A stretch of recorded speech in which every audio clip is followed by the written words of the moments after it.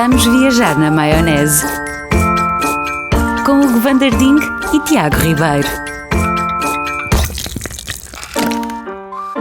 Olá, sejam muito bem-vindos a mais uma semana de Vamos Viajar na Maionese. Hugo Van der Ding, entusiasmo máximo, porque este episódio vai contemplar uma viagem daquelas do mesmo. Caraças. Do caraças, é a designação do técnica. caraças. A pessoa entra numa agência de viagens e diz: estava a pensar viajar e a pessoa, para onde? Então porquê é que não vai para o...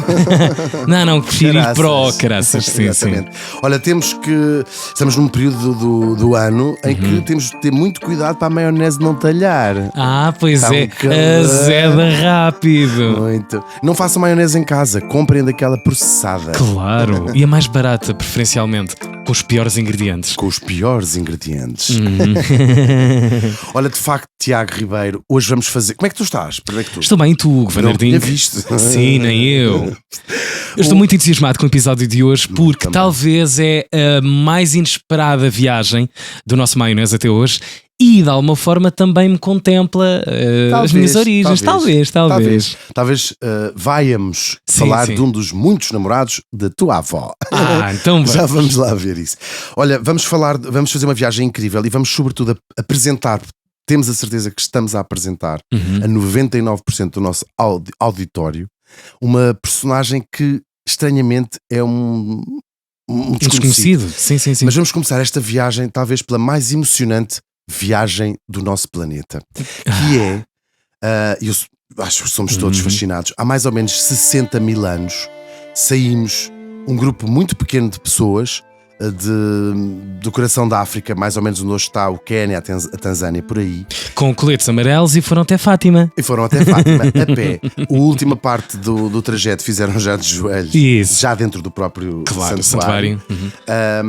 Não, é muito fascinante esta viagem, que é a viagem da nossa espécie no nosso planeta.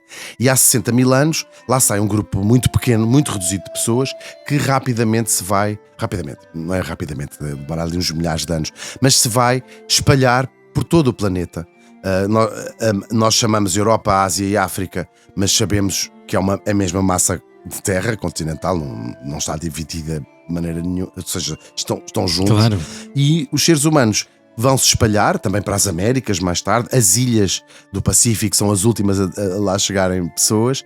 E ao longo dos milhares de anos que se seguiram aos 60 mil anos em que isto aconteceu, esta chamada saída de África, as culturas foram-se desenvolvendo quase isoladamente. Muito curiosamente, elas vão desenvolvendo coisas em sítios diferentes, mas paralelamente, não é? A agricultura ou é que é isso mesmo.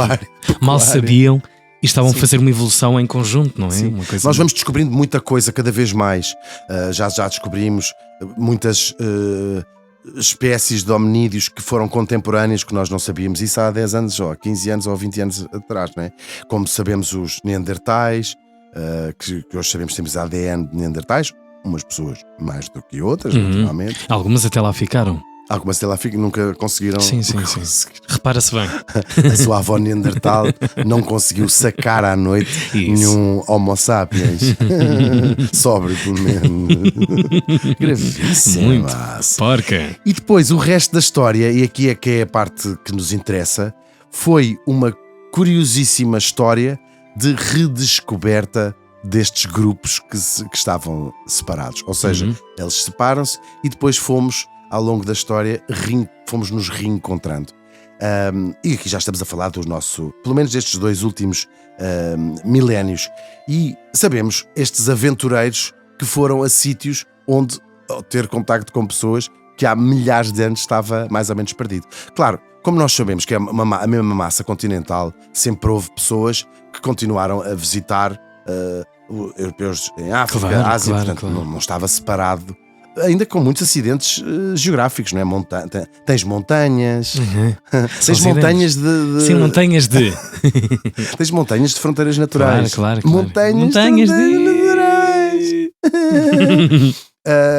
Mas agora, e há uns assim épicos que nós todos nos lembramos. Vou falar de um célebre veneziano que no século XIII, estamos a falar de Marco Paulo.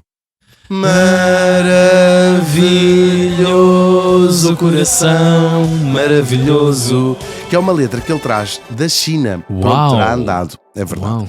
Este nosso querido Marco Polo, ele já era filho e sobrinho de uns mercadores venezianos que já tinham estado naquelas paragens.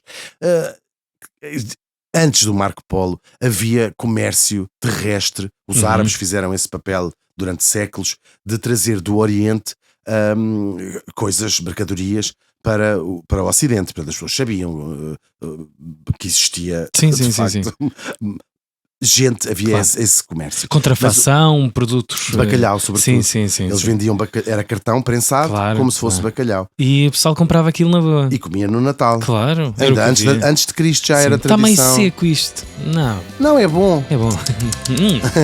Mas sabias isso? Claro. Comer bacalhau no Natal já é uma tradição mais ou menos desde o século V antes de Cristo. X. Ai, que gira. O Natal especial. Bom, então Marco Polo terá andado e passou, penso, 24 anos da sua vida no Oriente. E quando volta, ele até é preso por umas questões que não tinha a ver com É o droga. grande viajante, não é? É o grande Da viajante. nossa memória coletiva, pelo menos ocidental, é a grande marca da viagem, Marco Polo. Tal e qual. Ele é preso quando volta a Veneza por questões que não têm a ver com droga, nem prostituição Sim. infantil. Outras... Ainda não eram esses os casos contemplados. Não, tráfico de armas, não foi Sim, nada disso. nada. Foi uma questão política. E então, ele na prisão vai contar ao seu companheiro de cela, quiçá barra namorado, isso não Claro. sei dizer, mas Longas na horas, prisão, não é? Claro. E então vai contar-lhe as suas aventuras, e é esse tipo que vai escrever Il Milione, ou seja, que nós conhecemos como as aventuras do Marco Polo, que foram recebidas na Europa com grande espanto, onde ele fala de coisas extraordinárias, coisas que os europeus não conheciam. Diz até que trouxe a ideia dos gelados, há um mito urbano que trouxe até a pasta italiana. É mentira, sabemos hoje que não é verdade, mas o papel moeda é verdade que fala disso, fala de rudimentos da imprensa. Estamos na viragem do século XIII para o século XIV, Yeah. quando ele vive. Óculos de ver, Sim. ao perto, lentes bifocais, Tudo. lentes progressivas, Microscópios. microscópicos, Tudo, exatamente, tudo isso. Carros elétricos.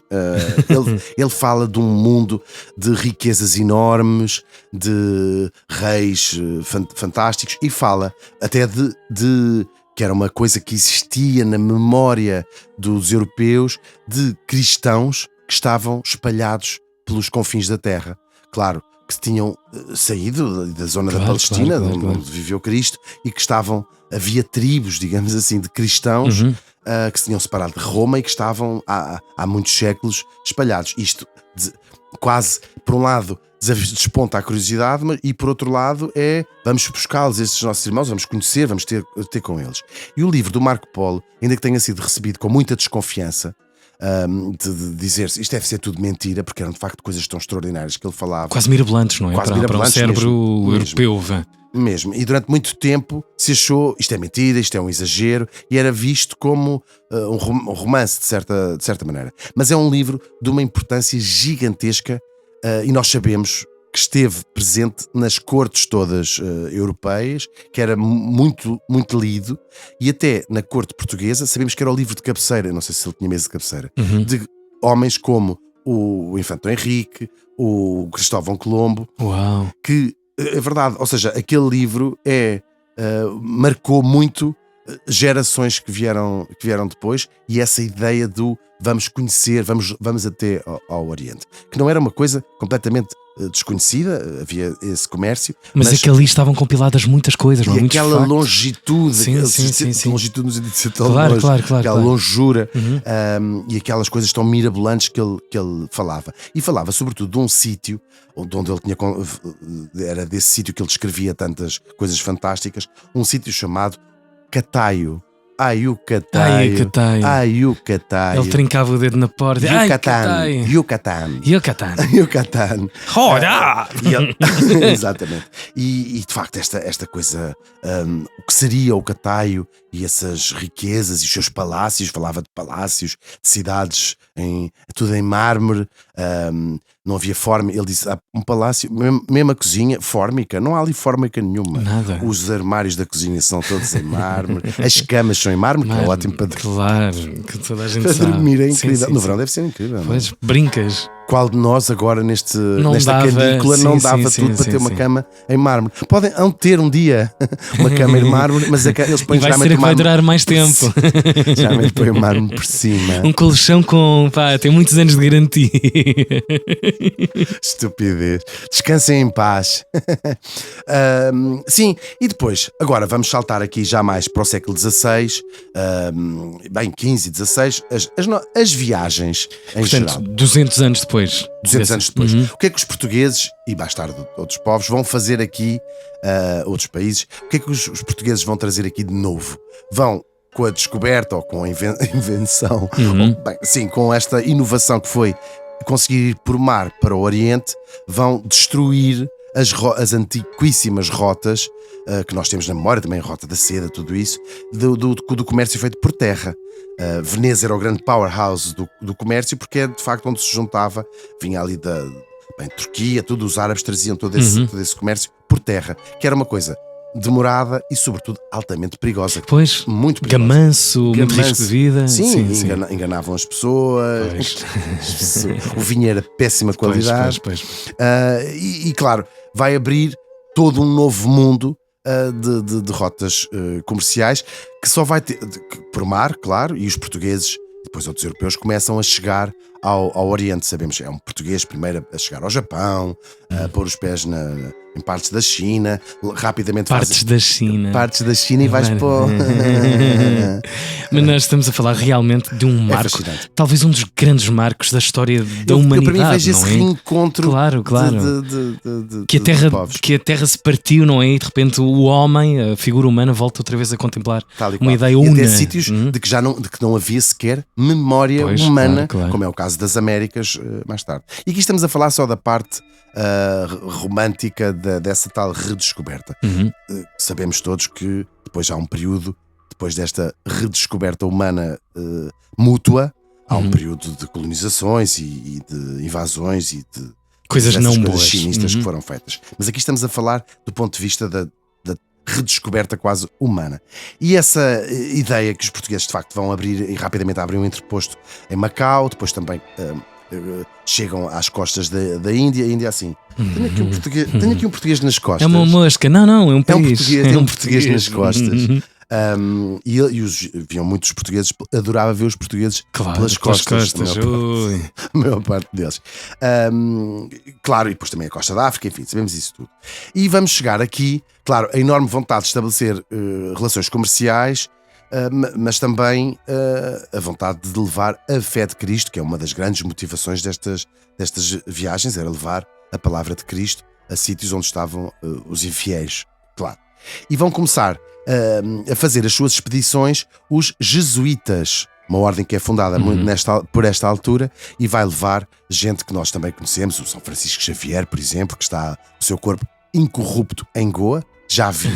É mesmo incrível, parece um leitão da bairrada, Deus me perdoe. Pois. St. Francis Xavier, como dizem os ingleses. Lá está o seu corpo Fascinante. em Goa. É fascinante, sim. Sim, Podes sim. visitar, e está sempre muitas pessoas a visitar. E vou falar aqui de outro tipo chamado Matteo Ricci. Não era pobre. Era Ricci, já da parte do pai. Sim, a mãe é sim, que era sim, pobre, sim. se Que casou era mal claro. o pai. Pois, mas a mãe casou muito bem. Pobre, a Madame Pobre e o Dr. Ricci. E ele ficou o Remediadi. Sim, sim. Classe Medici. Matteo Classe Remediadi. Medici. Pois aos Medici. Claro, está claro. tudo. Mas esse era muito Richie. Por acaso Sim, era. sim, sim. Por acaso era. Este tipo, no século XVI, lá vai ele. É um homem absolutamente brilhante, é um jesuíta que vai à China, aqui através de Macau, portanto vai por mar, não é? E vai estabelecer na China, é um homem incrível. ele é um verdadeiro intelectual, respeitadíssimo na China. É o primeiro europeu a ter autorização para entrar na cidade proibida, um sítio onde estiveste há uns meses. E um feito único. Tu és o segundo europeu. Sim, na ligação Ocidente-Oriente, não é? Na cultura fechadíssima, não é? Cidade Sim. proibida. E um homem que quis estudar muito a cultura chinesa, levou muitas coisas da cultura e do conhecimento e da ciência europeia até àquelas paragens, muito respeitado, viveu o resto da sua vida na China, faz dicionários de português chinês, dos primeiros, primeiro sim, vou mesmo dizer assim. Teve o seu nome chinês, tinha um nome também à noite dos seus espetáculos, sim. geralmente Las Folclóricas, imitava Lola Flores, Isabel Pantoja. Êxitos séculos XVI e XVII, como toda a gente sabe. Sim. Mas tinha um nome chinês. E quando morreu, o imperador chinês perdeu ali um amigo quase, não é? E deu-lhe a honra de... Ele não podia ser enterrado num cemitério chinês, por razões religiosas, mas fizeram um monumento especial para onde ele está enterrado e que hoje pode ser visitado na cidade de Beijing. Portanto, era mesmo um amigo da China, da cultura chinesa. Tal e qual. E é o primeiro que vai fazer a ponte entre o conhecimento acumulado, aquela ideia do reencontro, porque ele leva os conhecimentos matemáticos, geográficos da Europa e vai quase confrontá-los, fazer estudos comparados com aquilo que os chineses, que também da ciência chinesa. Um homem absolutamente extraordinário. E fica aí a ideia de 3 séculos, que era: será que este sítio, a China, agora que conhecemos bem, estamos aqui em Pequim, pode ser o tal Cataio de que falava Marco Polo? Marco Polo. Agora ficou. Ai, Cataio, pensar que estivemos tão perto. Então, nasce a ideia nestes jesuítas, ali com a sua fortíssima presença, o seu, digamos, a sede na Índia portuguesa, Goa, vamos dizer, de montar uma expedição que tentasse recriar a viagem do Marco Polo para, no fundo, encontrar-se em Beijing, em Pequim. Mas já viste a coisa fascinante? Que é, passaram-se tantos séculos, 3 séculos, 2, 3 séculos, mas ficou sempre em cima da mesa, do poder, a ideia de que aquilo era uma coisa mesmo fascinante e quiseram voltar a tentar, experimentar. Vamos experimentar isto. Tal e qual, Tiago. E sobretudo, quando começa a haver um conhecimento ainda maior da cultura chinesa, o que o Marco Polo escreveu começa a fazer algum sentido. Pois é. Assim, eles de facto eles não são bons da cabeça. Claro. Comem com paus. Sim. Insensibilidade cultural. De facto, tem estas lojas onde vendem estas coisas que não servem para nada. Uma gaivota que fala, não sei o quê, e deita luz por os olhos. Por acaso brincamos, mas tão fascinante cultura, milenar cultura chinesa. Aqui a brincar, naturalmente. E este encontro não é? É um encontro que marca a história do milénio. Para mim, vejo isto um reencontro. Sim. E claro, e Matteo Ricci terá dito a célebre frase: "Oh menina, eu sei lá, são os chineses, é o Cataio." Ok. Vem daí. Uma frase antiquíssima. E é de Goa que os jesuítas vão escolher um homem absolutamente insuspeito e um homem praticamente desconhecido hoje. Será que fizeram pedra, papel, tesoura? Vê quem é que vai lá. Tu. Ali está a cara da amendoá. Mas tu, Carlos. E para falarmos desse homem, vamos ter, há pouco, quando falámos da grande aventura humana na Terra, dissemos, e bem, que as ilhas, no Pacífico sobretudo, foram o último lugar onde chegaram os seres humanos. E vamos ter que viajar até uma ilha que não fica no Pacífico, fica no Atlântico, mais ou menos a 1200 km do continente europeu, nomeadamente uma ilha chamada São Miguel. Conheço bem. Para já, vamos conhecer bem as palavras do nosso patrocinador. E agora, umas palavras do nosso patrocinador. Tiago, tu já não tens frigorífico? Olha, por acaso não, vendi-o para continuar a jogar. Mas ao menos como tudo fresco agora. Os jogos da Bacana Play são de facto muito divertidos. São mesmo divertidos. Mas não se esqueçam que devem usá-los apenas como divertimento. Por isso, joguem com responsabilidade. foram as palavras do nosso patrocinador. Este episódio está completamente mirabolante, porque ele começa com uma navegação, começa com um contexto da história dos povos. Sim.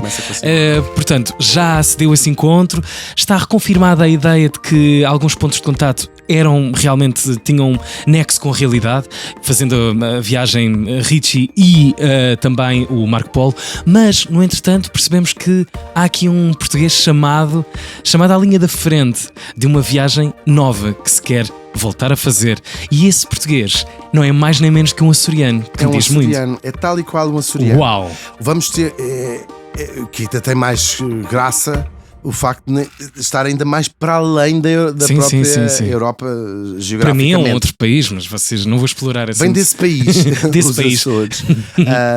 Muito fascinante.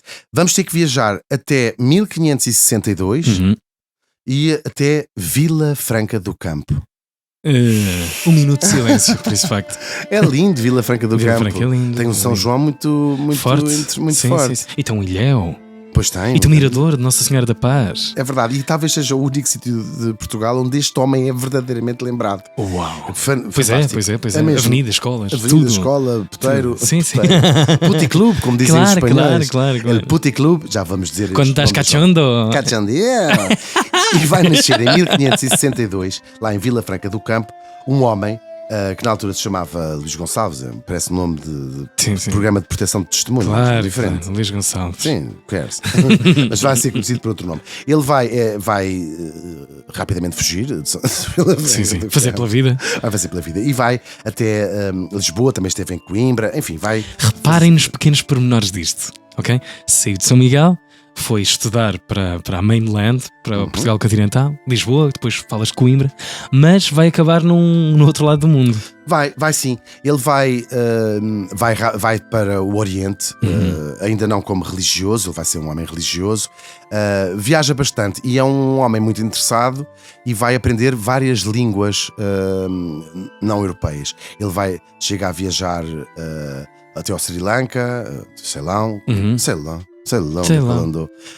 Devia ser como ele dizia. Ceilão. Eu posso. Estou credenciado. Sim. Será que ele tinha sotaque? Um homem do século XVI de São Miguel? Pois de facto é uma boa pergunta. Estás a perceber? Incrível. Sim, tinha o arquipélago povoado, não tinha assim tantas gerações. Era recente, não é? Pois. Sim, mas eu provavelmente teria. Uau. Se calhar tinha mesmo. O menino, sei lá. Sim, nós descrevemos, era um homem assim grande, alto, são retratos da época. Não sei exatamente as medidas, mas pronto, vamos dizer 1 metro e tal. Sim.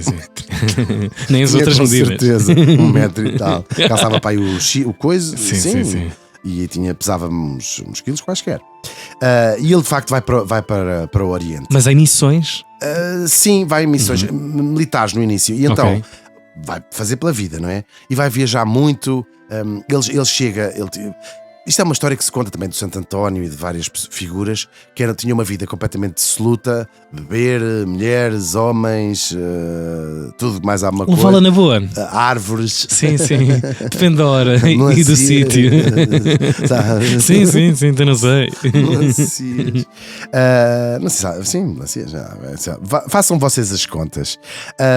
E até que um dia tem uma visão messiânica e resolve juntar-se aos jesuítas. Vai lá falar com o padre. E diz: eu quero abraçar a vida religiosa. É aí a primeira vez eu assim, encontro. Abraço, venham de lá esses abraços. Luís. Vamos mudar esse nome, Luís. Temos que mudar esse nome. Sim. E então ele vai escolher o nome de Maria da Conceição dos Santos Almeida. Inovador. Estou a brincar. vai adotar o nome Bento de Góis. Ainda por cima com um nome tão sonoro, não é? Uau. Porquê que não é mais? É logo meio herói, não é? No nome, metade, sim, Bento de Góis. E possivelmente é a primeira vez que estão a ouvir esse nome agora aqui neste mesmo podcast. Tal e qual. Mesmo. Tal e qual. É um homem praticamente desconhecido. E claro, o Bento de Góis vai se tornar jesuíta. Ele não chega a fazer votos de padre, apesar de lhe oferecerem essa ideia, porque ele considerava, dizia ele, a minha vida foi tão dissoluta para trás que eu não mereço a graça de poder fazer os sacramentos, etc. Bom, e ele vai, de facto, é um homem cultivado, interessado, já tinha aprendido várias línguas e vai fazer-se amigo, sendo muito respeitado por chefes locais, o grão mogol, enfim, vai ficar um homem respeitadíssimo, é enviado em várias embaixadas, começa a ficar ao serviço de para simplificar, de reis locais. Claro. E vai aprendendo também as suas línguas, os seus costumes, até que vai ser precisamente ele o escolhido para recriar a viagem do Marco Polo. Este homem, nascido em Vila Franca do Campo, chamado Bento de Góis, é escolhido para fazer das mais emocionantes e impressionantes viagens humanas na Terra. Ele vai disfarçar, vai ter que se disfarçar, ele vai correr esta viagem vai demorar 4 anos. São milhares de quilómetros. Milhares e milhares e milhares de quilómetros, é verdade. Ele vai sair de Goa em 1603. Levou alguns 2 gregos, assim, muito poucas, uma comitiva muito pequena, mas 2 gregos, porcas. E vai disfarçado de mercador arménio. Ele deixa crescer as barbas que lhe batiam pelo peito, veste-se à Arménia. Ele conhecia bem os costumes dos arménios, com um turbante, leva a sua espada, cimitarra, como é que ela se chama? E leva um nome novo, Abdullah Isai, ou Isaías, que significa o servo de Deus, e vai começar a sua incrível viagem. Primeiramente até Lahore, que fica hoje no Paquistão. Portanto, ele vai sair de Goa e vai começar a ir para norte, não é? Fazer uma viagem absolutamente extraordinária. Vai depois para o Afeganistão, não é? Ele chega a Cabul, Kandahar, e vai fazer uma viagem até chegar à China, atravessando toda a Ásia Central.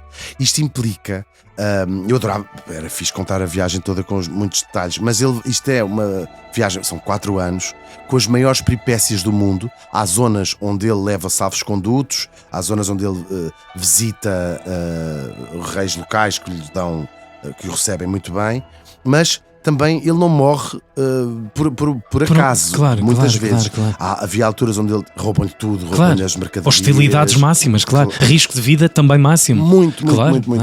Atravessar montanha. Que não estamos a falar de uma viagem no século XX ou XXI. Estamos a falar de uma viagem muito primitiva, não é? Sem recursos. De camelo, claro. A maior parte do tempo. Depois roubavam aquilo tudo, roubavam-lhe as montadas, roubavam... foi salvo da morte várias vezes. Roubavam-lhe a mercadoria, ele chega às vezes sem dinheiro nenhum. A dignidade. Várias vezes. Sim, pois ele bebia muito, já se sabe como é que era, de Vila Franca do Campo. Para esquecer. Não tenho nada, vou beber para esquecer. Mas faz com o sotaque. Não pode. Assim não pode. E vai fazer, e vai lá continua ele. Agora, o fascinante desta viagem é ele vai anotando tudo. Vai anotando tudo do que vai conhecendo pessoas que não conhecia, não é? E esse é o lado intelectual dele, não é? De historiografar a coisa. É muito vanguardista, não é? É muito. Homem daquela época ter a capacidade física, mental, e depois pensar que isto tem que ficar grafado, não é? Sim, porque era refazer, no fundo, a epopeia do Marco Polo. Claro. Mas acresce a este homem que a viagem do Marco Polo, podemos dizer, que foi 10 vezes mais fácil do que a de Bento de Góis. Porquê? Marco Polo atravessou uma zona muito mais pacífica, muito mais unificada, com povos muito menos hostis do que a viagem do Bento de Góis. 3 séculos depois, claro.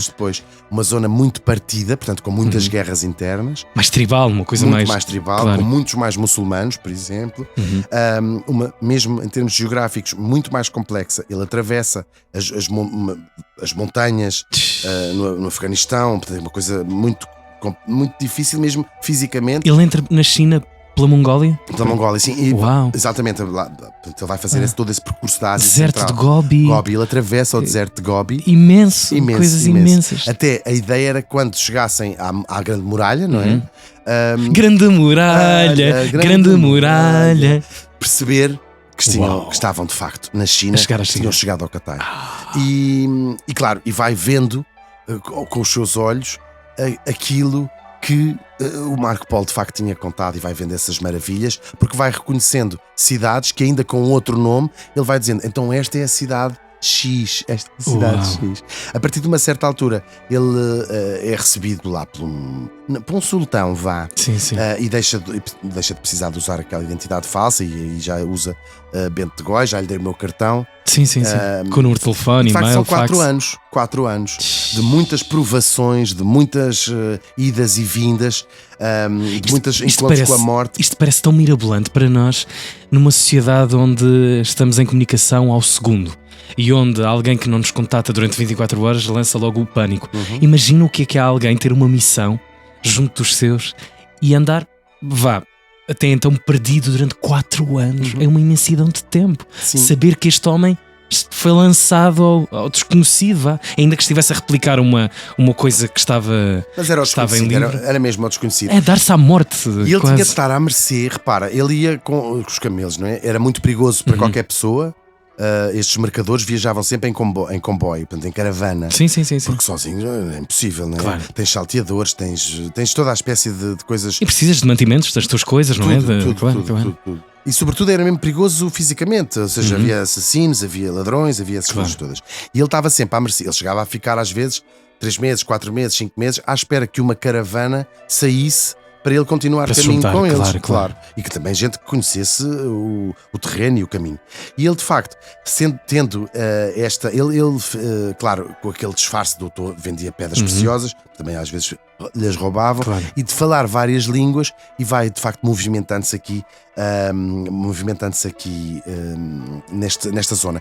E recolher os tais relatos, apontar toda esta ideia, dizer, não, de facto, vi isto, vi aquilo, Uau. coisas que para uns olhos europeus eram novidades, ou se não fossem novidades, eram mitos e lendas, e poder confirmar de facto aquilo era verdade, é uma viagem mesmo extraordinária. Até que ele chega e curiosamente ele encontra de facto cristãos, no caso nestorianos, ou seja, separados do catolicismo. No início havia muitas seitas contemporâneas de Cristo, não, mas depois da morte de Cristo, naqueles primeiros 2, 3, 4, 5 séculos, havia muitas vertentes do cristianismo. O catolicismo foi aquela que vingou. Que também ela era uma sim, era tribo, uma não é? Uma comunidade pequena. Sim, era não é? uma corrente. Aliás, que teve ela própria que fazer as suas regras muito posteriormente. Claro. Dizer, não, a partir de agora então é assim. E havia muitas destas outras heresias, como lhe chama a Igreja Católica, como por exemplo na Península Ibérica tiveram os arianos, que tinham uma outra vertente do cristianismo, etc. E estes nestorianos, e de facto eles vão encontrar povos cristãos, de primeiros cristãos, ali naquela zona, que têm lá os seus crucifixos. Estava lá tudo conservado. Só que ele vai ao meio do caminho, vão-lhe falando de povos que há ali há um povo, e começam-lhes a falar há umas pessoas que plantam vinha e bebem vinho. Ora, numa terra de muçulmanos, aquilo começa-lhe a despertar. Wait a minute. Claro, e é muito engraçado, tu 15 séculos depois ires encontrar pessoas que tinham de facto a cruz, que veneravam imagens de Nossa Senhora noutro canto do mundo. Até judeus, o Matteo Ricci acaba por encontrar uma comunidade que existe na China até hoje. Eu penso que hoje são, imagina, 300 pessoas só, mas que preservam essa sua herança, que lá foram parar há 2000 anos, ou que seja, foram parar à China, e é uma micro-comunidade nessa diáspora humana que nunca para. Nós estamos sempre em movimento. Claro. É tipo o Johnny Walker. Sim, Walking, bitch. É verdade. E até que quase a encontrar-se, eles percebem que tinham chegado ao Cataio. A história de Marco Polo é exatamente verdade. Matteo Ricci, que o esperava em Pequim, escreve-lhe uma carta, e é através das rotas comerciais, e também passava ao correio, podia levar muito tempo. E Bento de Góis ainda tem a felicidade de receber a carta de Matteo Ricci, que era a verdadeira confirmação de que tinha chegado ao Cataio. Infelizmente, a vida não permitiu que ele chegasse em grande honra a Beijing, a Pequim, porque estava muito doente e acaba por morrer nessa que viagem. triste. Lá morreu. É verdade. Acabam sempre igual estes episódios com mortos. É verdade, morreu em Suzhou. Sujou a barra dele. Muito giro. Mas sabendo que o Cataio e a China eram o mesmo sítio, e tendo feito esta incrível viagem terrestre de Goa até à China. Toda a sua história perdeu-se, não foi? Todo o seu registro crónico. Toda a gente sabe quem é o Marco Polo. Sim. O Matteo Ricci também é uma figura conhecida. Bento de Góis é um verdadeiro desconhecido, ainda por cima num país que gosta tanto de exaltar os Sim. seus descobridores e os seus exploradores. E este aqui é um dos grandes exploradores Sim, sim. do mundo E ocidental. ele é assim tratado. É porque é açoriano, devo dizer- vocês nunca gostam. Eu próprio descobri-o por acaso. Estava a ler sobre o Matteo Ricci Aham. e leio numa nota de rodapé num livro inglês esta ideia a sua confirmação de Bento de Góis, e a maior parte dos textos académicos que existem sobre Bento de Góis são coisas já antigas e quase sempre em livros sobre a aventura europeia na Ásia, ou de académicos franceses ou de académicos ingleses. Toda a biografia que existe sobre o Bento de Góis eu tenho aqui e vou-te mostrar. Uau, mostra-nos. Let's make Bento de Góis great again. É mesmo. Olha, são quase coisas muito romanceadas e muitas coisas dos anos 40, 50. Mas elas gostam, estão sempre a pedir. Ai, bibliografia, podem deixar a Sim, bibliografia. olha, encontra-se É bem. difícil alguma Não, delas. não está a não é? ver. Pois, Um pois. deles está ainda. Outros procurem naquelas plataformas onde compram livros, Sim, ou sim. até andem à pesca, que eu acho muito. É uma atividade Claro, engraçada. claro, Em vez de, claro, hoje em dia claro. consegue-se encontrar muitas coisas nas plataformas Óbvio, de coisas. óbvio. Estás a roubar a gavota. Sim, aqui em baixo, no meu regaço. Ah, meu Deus. Olha, uma coisa de Becket da Assunção, Em Demanda do Grão Cataio. É muito romanceada, mas tem coisas bastante engraçadas. Aquilo também é. Não, aquilo É cataio, pessoal, não é catarro. Catarro. Cataio. Outra coisa, do Benjamin Vieira Pires, que é um jesuíta também, escreveu Portugal no Teto do Mundo. Tem duas histórias, uma do primeiro português a ir ao Tibete e a outra a história do querido Bento de Góis. Do querido, já é assim. querido. Meia hora depois já é nosso querido Bento de Góis. Tal e qual. Outra coisa, viagens na Ásia Central em demanda do Cataio. Isto porque Uau. são relatos sobre os seus relatos. O Bento de Góis, quando morreu, todas as notas que ele tinha tirado, as muitas notas que ele tinha tirado, foram destruídas, porque ele também tinha apontado no seu livro dívidas que tinham, pessoas que lhe deviam dinheiro. Sim, sim. Então destruíram tudo. Este relato Calteiros destruiu e tudo. maus. Maus pagadores. Mesmo. Portanto, o que nos resta, o que nos sobra desta viagem é aquilo que foi contado ao Matteo Ricci pelos seus companheiros Claro. de viagem. E ele de memória. Se for escrever claro, tudo, claro. e aquele livro é isso. Depois também um outro romance, Eduardo Brazão, Em Demanda do Cataio. E agora, o último, mais recente e que ainda está à venda, é do Henrique Levy e chama-se Bento de Góis, Uma Longa Caminhada na Ásia Central. Também é um romance histórico. É um escritor açoriano e é editada por uma belíssima Pois editora é. chamada Letras Lavadas. Nossos amigos. É verdade, que é uma editora livraria em Ponta Delgada, que tem feito um trabalho incrível de registro da história açoriana. Tem, portanto, 2 livros publicados. Riquíssima história açoriana. Estamos tão contentes de poder ter Mesmo, apresentado mesmo, Bento de Góis, e hoje vamos todos make Bento de Góis Great again. Sim. Mas é uma figura mesmo. Às vezes pode partir de nós essa ideia de contaminarmos positivamente algumas pessoas à nossa volta. É verdade. E levarmos estes nomes que fazem parte da cultura portuguesa também. Tal e qual. Açoriana, quer dizer, portuguesa. Exatamente. Sim, E desculpa. acabamos com essa frase: nem tudo o que vem dos Açores é mau. Verdade.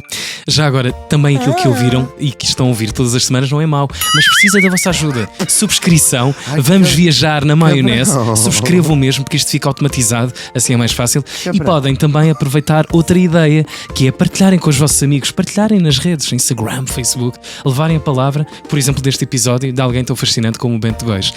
A nossa produção da Força de Pressão, ainda também, claro, sempre o agradecimento aos nossos amigos da Bacana Play, o vídeo da Matilde Calado, a música do Noise Earth, a banda sonora da Mia Tomé, quase açoriana, Hugo Vanderding, sou o Tiago Ribeiro. Quase açoriano também. Sim, também, que queria muito. Eu não sei se vai ser possível. Sim. Para a semana temos um novo episódio. Vamos viajar na maionese. Com Hugo Vanderding e Tiago Ribeiro.